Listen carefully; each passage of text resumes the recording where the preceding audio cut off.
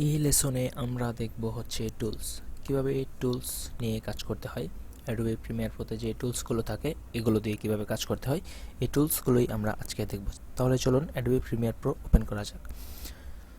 আচ্ছা, Adobe Premiere Pro আমি আগে ওপেন করে রেখেছিলাম।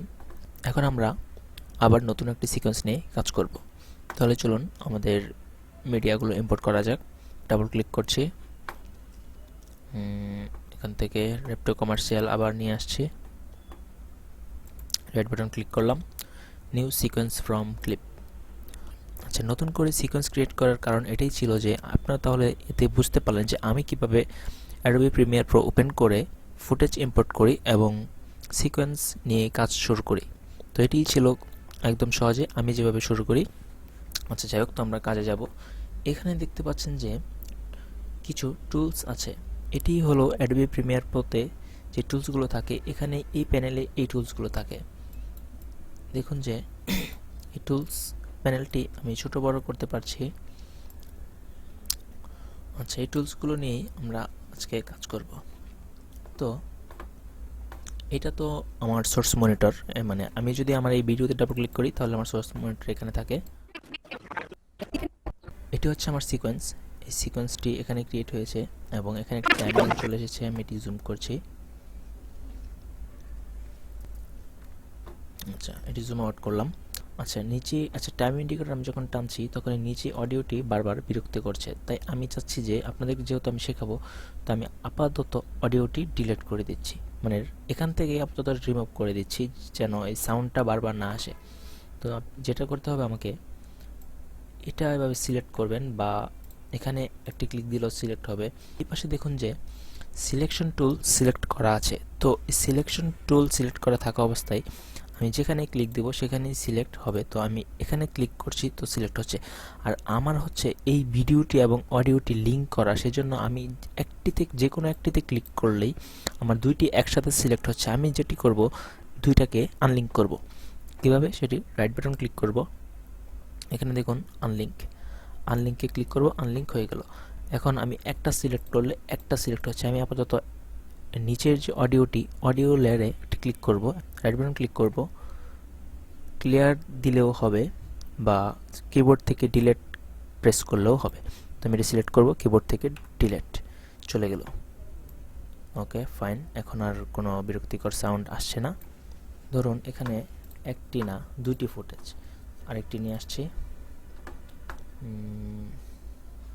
হতে পারে ড্রামা, হতে পারে একটি ইমেজ।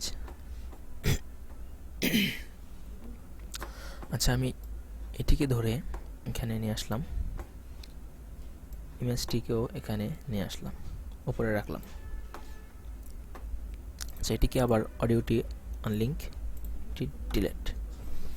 আচ্ছা, সিলেকশন টুল দিয়ে এতক্ষণ কাজ করছি দেখলেন, তবু আমি দেখাচ্ছি একবার। এটিকে জুম আউট করলাম, কিবোর্ডের জুম আউট করলাম, কিবোর্ডের অল্টার বাটন প্রেস করে তারপর হুইলটি ঘোরালাম, বা এখান থেকেও করতে পারেন।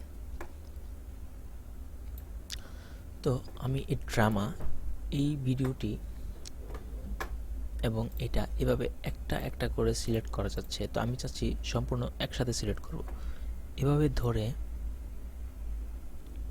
ট্র্যাক করবেন,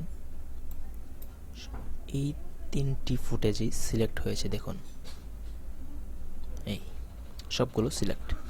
তো এই সিলেকশন টুলের কাজ এটাই। এটা ডিলিট করে দিলাম, এটা ডিলিট। এখন হচ্ছে যে সিলেকশন টুল দিয়ে আরও যেই কাজটি করা যায়, আমি যদি মাউস পয়েন্টারটি ভিডিওটির আউট পয়েন্টে নিয়ে যাই লাস্ট মাথায়, দেখুন যে এটি চেঞ্জ হয়ে একটি আইকন দেখা যাচ্ছে। এর মানে হচ্ছে যে আমি যদি এখন ড্র্যাগ করে মাউসে ক্লিক করে যদি এদিকে নিয়ে আসি, ভিডিওটি কেটে কেটে কেটে কেটে এই দিকে ছোট হয়ে গেল। মানে এই ভিডিওটি আমি চাইলে এখান থেকে আমার যে এই সোর্স যে মনিটর, এখান থেকে আমি এভাবে প্রথমে গিয়ে ইন পয়েন্ট, তারপর হচ্ছে আপনার mark out, mark in mark out দিয়ে এই ফুটেজটিকে এভাবে ধরে শুধু ভিডিও ট্র্যাক করে নিয়ে আসতে পারতাম। কিন্তু আমি এই কাজটি সেম ওয়েতে এখানে সম্পূর্ণ থাকার পরেও আমি ছোট করতে পেরেছি। এটা হচ্ছে সিলেকশন টুল দিয়ে এভাবে। আবার চাইলে আপনি বের করতে পারবেন এটাকে, যতটুকু ছিল সামনে থেকেও কেটে ছোট করতে পারবেন। এই হলো সিলেকশন টুলের কাজ। পরবর্তী লেসন দেখতে সঙ্গে থাকুন। ধন্যবাদ।